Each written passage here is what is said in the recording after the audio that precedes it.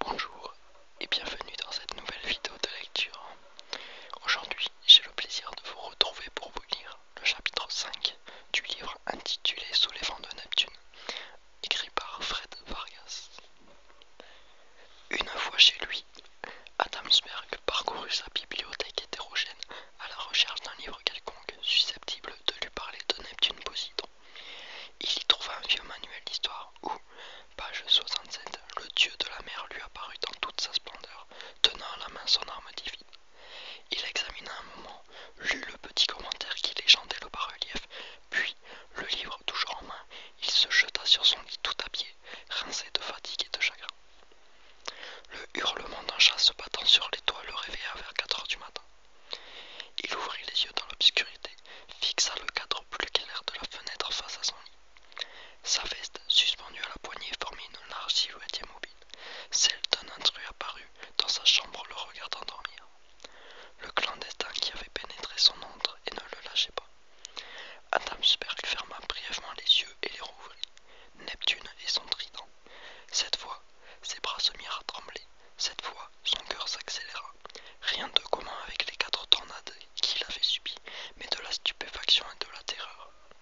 Il but longuement au robinet de la cuisine et s'aspergea le visage et les cheveux d'eau froide.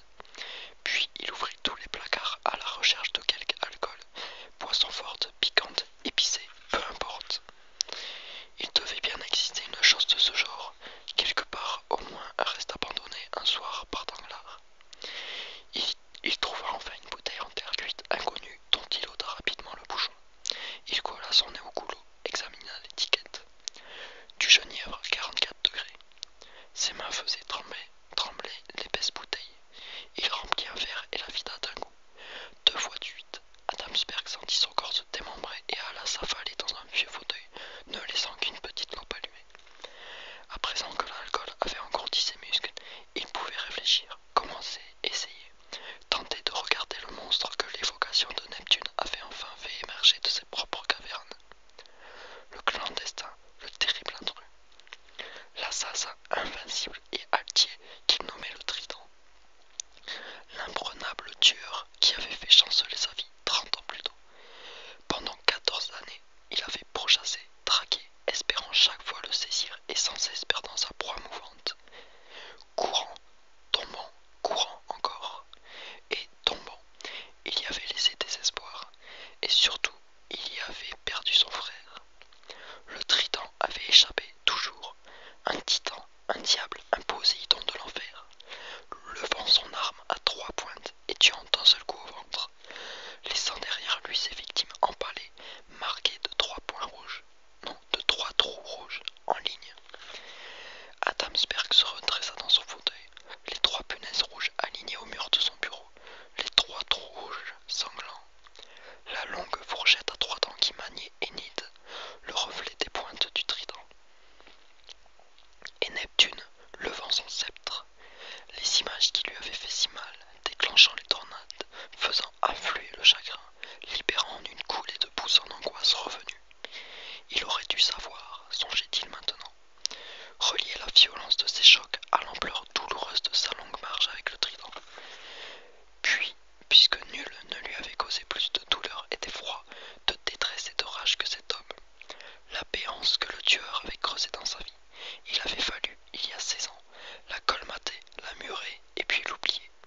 Elle s'ouvrait brutalement sous ses pas, ce jour, et sans raison. Adamsberg se leva et arpenta la pièce, bras croisés sur son ventre. D'un côté, il se sentait délivré et presque reposé d'avoir identifié l'œil du cyclone. Les tornades ne reviendraient plus, mais la brutale réapparition du trident l'effarait. En ce lundi 6 octobre, il ressurgissait tel un spectre passant soudainement les murailles. Réveil inquiétant, retour inexplicable. Il rangea la bouteille de genièvre et rinça soigneusement son verre. À moins qu'il ne comprenne pourquoi, qu'il ne sache pour quelle raison le vieil homme avait ressuscité. Entre sa paisible arrivée à la brigade et le surgissement du trident, il lui manquait à nouveau un lien. Il s'assit au sol, le dos contre le radiateur, les mains en serrant ses genoux, songeant au grand-oncle ainsi calé dans un creux de rocher. Il lui fallait se concentrer, fixer un point, plonger son œil au plus profond, sans lâcher prise.